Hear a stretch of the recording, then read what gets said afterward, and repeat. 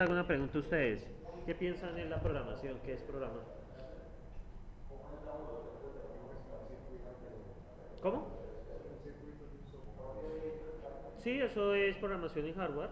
Sí, o sea, de hecho no es solamente codificar, correcto. Si usted hace un circuito impreso en una plaqueta, usted está programando algo, ¿cierto? Por ejemplo, puede hacer un amplificador, puedes, por ejemplo, hacer algo que, por ejemplo, le permita testear temperatura, por ejemplo. ¿Sí? Sí, eso es programar, estás programando en hardware. Eso es lo que hacen los electrónicos, de hecho. ¿Sí? La programación es algo de amplio espectro. ¿Qué quiere decir? Que realmente están todas las cosas que ustedes hacen en la vida. ¿Por qué? Ustedes se programaron para llegar aquí a las 8, ¿no? Programar es generar una secuencia de pasos, ¿o no? ¿Sí? ¿Ustedes qué hicieron para llegar a las 8 hoy? Pues bueno, me levanto a tal hora, me baño a tal hora, cojo mi bus o cojo mi moto, pues que aquí mucha gente tiene moto y es re normal. Cojo mi bicicleta o me voy a pie a cierta hora y llego a la universidad a cierta hora para llegar a las 8 de la mañana, ¿o no? Eso es programar, ¿sí? También cuando ustedes están atacando a su tinieblo o a su tiniebla, pues también eso es programación porque pues tienen que hacer una secuencia de pasos para alcanzar ese objetivo, ¿sí? O bueno, si quieren tener gatos, bueno, eso ya hoy en día todo el mundo piensa distinto, ¿sí? Entonces, efectivamente, muchachos,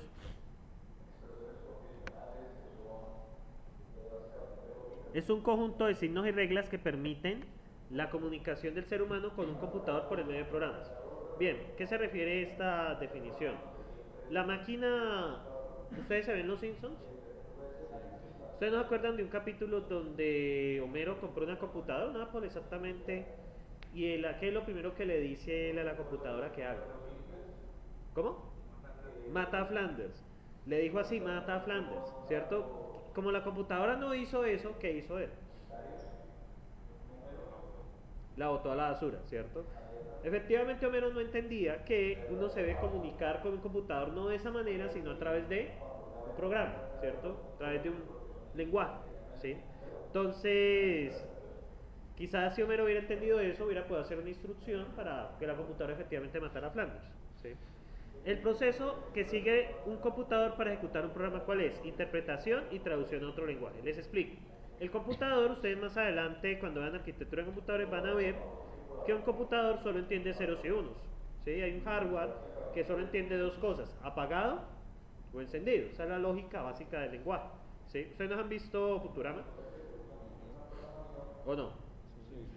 ¿No han visto que el robot a veces dice 01, 0001, 0? Exactamente, así es como entiende un computador, encendido o apagado. Hay un dispositivo que se llama un transistor, ¿cierto? Que el procesador está compuesto de millones de transistores y mediante, bueno, eso ya es mucho más complejo de lo que yo digo, pero sencillamente, si un transistor está apagado significa un cero y si un transistor está encendido significa uno. Eso ya hay unos conceptos que requieren dos cursos para entender, ¿sí? Entonces, ¿qué pasa? Cuando usted escribe un programa, eso por debajo lo traduce a otro lenguaje. ¿A qué lenguaje creen que lo traduce el código que usted ingresa? A ceros y unos, ¿cierto? Yo, por ejemplo, imprime hola mundo. ¿Qué hace cuando usted lo ejecuta? Pues lo traduce a ceros y unos y el computador entiende que tiene que imprimir hola mundo. O cuando ustedes están jugando un juego, ¿cierto? El software del juego al final se traduce en ceros y unos. Y es un proceso ya, los constructos del mundo de las ideas al mundo real. Y eso es lo fundamental de la abstracción. ¿Dónde está el mundo de las ideas? En sus cabezas, ¿sí? Y al mundo real. Eso definitivamente, muchachos, es el core de este curso, ¿sí? Por eso no estoy tan preocupado por contenido. Para mí lo más importante es que ustedes puedan.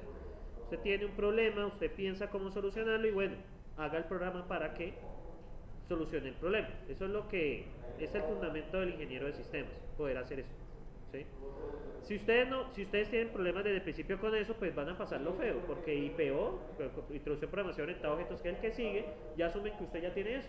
¿Sí? Entonces el profesor ya arranca explicando qué es programación orientada a objetos y dice, bueno, solucionemos este problema, esto se soluciona así, usted coloca esto así, coloca este condicional o coloca este iterador, ta, ta, ta, ta, ta. Si usted no entiende o no sabe cómo llevar eso de su cabeza al código, estamos mal, muchachos. Entonces es una de las cosas que, ¿cómo decirlo?, más relevantes de este curso. Después de darlo ya varias veces me he dado cuenta de eso. Y adicional a eso, de nosotros, de todos los ingenieros, ¿ustedes saben que al ingeniero de sistemas le hacen bullying? No han dado cuenta, ¿no? El ingeniero de sistemas le hacen bastante bullying, pero hay varias razones. Porque el ingeniero de sistemas, a diferencia del resto de ingenierías, trabaja en un mundo imaginario. ¿Por qué creen que nosotros trabajamos en un mundo imaginario? Porque es que un ingeniero de materiales trabaja con materiales, válgase la redundancia. Un ingeniero mecánico trabaja con motores y máquinas. Tú puedes tocar el motor, tú puedes tocar la máquina. Un ingeniero ambiental trabaja con sistemas de riego y sistemas agrícolas. Tú puedes tocarlo, ¿sí? O tú puedes verlo. Pero ¿qué pasa con un programa en un computador? Pues tú puedes leerlo, pero ¿eso dónde existe? Eso es un conjunto de ceros y unos almacenados en un disco magnético. El disco duro o en una memoria. Sí, que la memoria no es un disco magnético, es un dispositivo de estado sólido. Bueno, eso ya, perdón, de estado sólido no, es un conjunto de condensadores, pero bueno, eso lo verán luego. Entonces, ¿qué pasa? Eso uno no lo puede ver. Usted puede ver dónde está el programa. O sea, usted crea un programa que imprime algo. Usted puede saber dónde está. Usted ve lo que hace. Sí, en la pantalla no la muestra. Inclusive, a nosotros, ustedes ven lo visual, pero muchas veces toca hacer programas que no tienen ninguna salida, que hacen algo. Por ejemplo, el chequeo de seguridad de memoria del sistema operativo. Por ejemplo, para evitar que un programa externo acceda a posiciones privilegiadas de la memoria y pueda tomar el control del equipo. ¿Uno ve eso cómo funciona? O el antivirus, pues, por así decirlo. Un antivirus que no tenga interfaz gráfica. Eso puede pasar. ¿Sí? Entonces, realmente hay programas que ni siquiera tienen interfaz y que todo el tiempo están usándose. Por ejemplo, ¿qué juego les gusta? ¿Qué juego no les gusta jugar? ¿Qué juego les gusta? ¿Cuál? ¿Uno de donde hay unos muñequitos que se matan? ¿Sí? Warcraft, WoW, ¿cierto? Hablemos de WoW. Pues uno ve que mueve el personaje, etcétera, etcétera. Pero yo les hago una pregunta. ¿Ustedes creen que cuando están moviendo el personaje, ustedes creen que están viendo todo lo que se está haciendo? No. Hay unas cosas por debajo. Algo muy sencillo, la conexión con el servidor. ¿Sí? Hay un software que está totalmente chequeando que haya conexión con el servidor. Hay otro que está chequeando que, por ejemplo, los objetos que estén los objetos. Hay otro que está chequeando que un jefe final aparezca a tal hora. ¿Sí?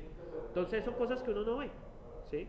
Entonces por eso es que nosotros nos dicen que somos los ingenieros del mundo abstracto, del mundo que no existe. ¿Sí? Y esa es la característica innata de nosotros los ingenieros de sistemas. Somos ingenieros un poco atípicos, por así decirlo. Además que la ingeniería está pensada también para cosas que se vean en la vida real. Y en nuestro caso no es así. Pero es una de las cosas que le hacen bullying al ingeniero de sistemas, que lo califican como friki, ¿cierto? Que suele gustarle el anime, ¿me equivoco?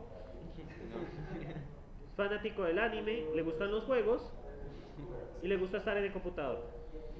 Eso me habían dicho a mí que eran los 3 requisitos para ingeniería de sistemas. ¿Sí? Eso me habían dicho que era así. Aunque yo he conocido gente que ni le gustan los juegos, que no le gusta estar mucho tiempo en el computador, que no entiendo cómo a un ingeniero de sistemas no le puede gustar estar en el computador, porque pues uno vive ahí, cuando uno salga de aquí pues uno está ahí, ¿sí? Y adicional a eso, bueno, y lo del anime sí, muchos compañeros míos son re fanáticos, ¿sí? Inclusive ahora que estamos viejos, nos sigue gustando, ¿sí?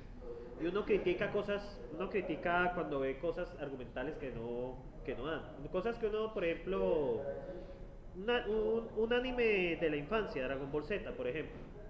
Uno cuando estaba en la infancia, pues uno con las pelas, ya ahorita uno ve porque eso no tiene algún argumento. Se pone a pensar, ¿tiene algún argumento? ¿Cuál es el argumento? Pelear y pelear, ¿cierto? Y sáquese poderes de la nada, ¿sí? Entonces, ese tipo de discusiones que hay en ingeniería de sistemas, ¿sí? Unas discusiones friki, eso dicen que es así, porque he visto pues mucha gente que no cumple ese estereotipo, ¿sí? Igual, si ustedes no cumplen el estereotipo no hay problema, pero eso sí, pues debe gustarles interactuar con el computador, eso es como lo fundamental, ¿no? Porque a usted no le gusta interactuar con el computador, pues está como complicado porque programación en papel no conozco que funcione, ¿sí? Bueno, muchachos. Entonces, ¿qué es el concepto de programación? Usted tiene un código fuente, ¿cierto? Entonces yo, por ejemplo, vamos a probar esta tableta. Entonces usted, por ejemplo, coloca print hola mundo, ¿cierto? Entonces, muchachos, ustedes colocan print hola mundo. Y bueno, ¿eso qué tiene que pasar? Tiene que haber algo que traduzca esto a una secuencia de ceros y unos. ¿Para qué? Porque es que el computador no te va a entender print hola mundo. El computador lo que va a entender es esa secuencia de ceros y unos que le dan la orden de imprimir hola mundo. ¿Sí? Ustedes se van a dar cuenta en arquitectura de computadores cómo es esto en detalle totalmente. ¿Sí? Entonces, aquí hay un proceso de traducción. Es como, por ejemplo, cuando usted está hablando, ¿cierto? Y usted se encuentra con una persona de Alemania, ¿sí? Digamos, su tinieblo o su tiniebla de Alemania. ¿Ustedes qué hacen?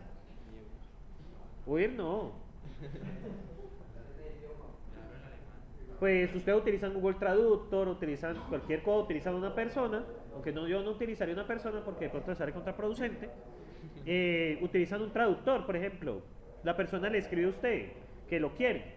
Entonces, no me acuerdo cómo era el verbo querer en alemán. Bueno, en fin, no me acuerdo.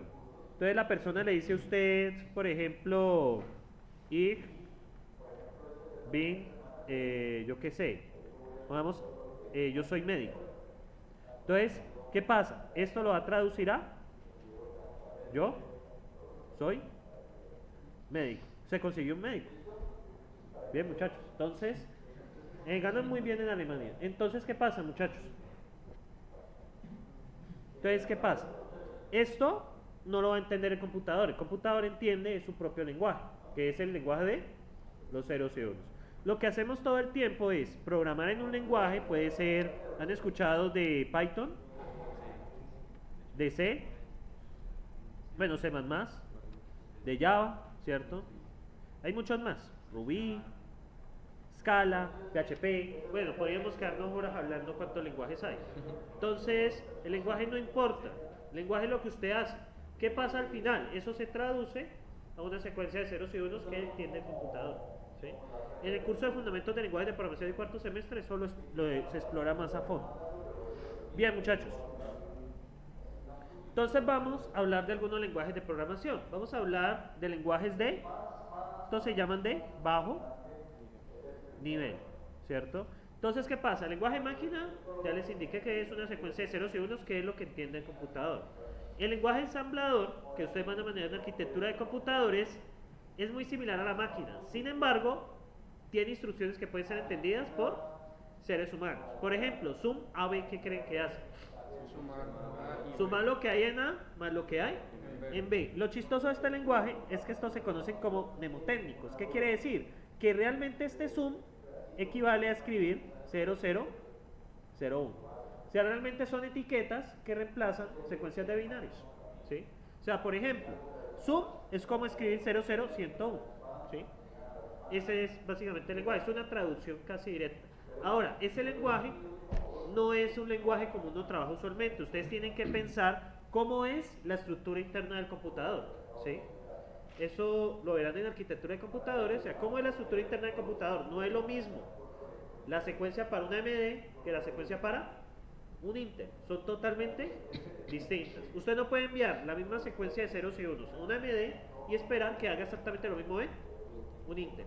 O en un procesador AMR, que son los que tienen los celulares, que son los quad-core que ustedes ven allí, Snapdragon, son AMR, para arquitectura AMR, funcionan totalmente diferentes.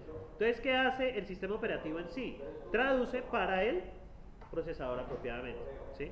Entonces van a ver eso en ensamblado, se van a dar cuenta que cuando programan en el bajo nivel, ustedes tienen que pensar en la arquitectura del computador, o sea que no es lo mismo programar para un computador que programar para otro que tenga un procesador distinto. Y ahora, bien, ¿qué es lo que hacemos nosotros? Nosotros estamos aquí. Esto es la parte principalmente de electrónica, ¿sí? Entonces, y nosotros estamos aquí, estamos en la parte bonita de la fuerza. ¿Por qué? Estamos en un lenguaje de alto nivel. El lenguaje de alto nivel no está pensado en la máquina, está pensado en solucionar problemas. ¿Sí? Usted no tiene que preocuparse si la máquina es un AMD, si es un sistema operativo Linux, nada. Funciona en cualquier parte de la misma manera. ¿Sí? Entonces es una de las ventajas del lenguaje de alto nivel. Sin embargo, ustedes van a dar cuenta más adelante que un lenguaje de alto nivel sacrifica rendimiento, ¿sí? Les voy a explicar por qué. Porque, digamos, si el procesador tiene unas capacidades para hacer ciertas operaciones más rápido, al acero genérico, pues no se van a poder aprovechar, ¿sí? Entonces, tiene sus pros y sus contras. Entonces, muchachos, les pongo un reto. Entremos a esta página, lightbot.lu, ¿sí? Entonces, lightbot.lu, www.lightbot.lu. Entonces, aquí está, lightbot.lu, a esta. Entonces, les va a cargar. Entonces, hay un pequeño reto. De ahí les va a aparecer, ¿ya entraron? De nuevo, lightbot.lu. Entonces, ¿qué van a ver ustedes acá? Es un juego, ¿cierto? Pero este juego, ¿en qué consiste? Vamos al nivel 0. A un robotcito. Entonces, ¿ustedes qué tienen que hacer? Ustedes aquí le colocan las instrucciones. ¿Cuál es la idea? Que el robot camine hasta la posición azul y la encienda. Entonces, ¿qué deberíamos de hacer aquí? Camine adelante. 1, camine adelante. 2, luego que haga. Encienda el bombillo. Vamos a ejecutarlo. He completado el nivel. Entonces, ¿cuál es su tarea, muchachos?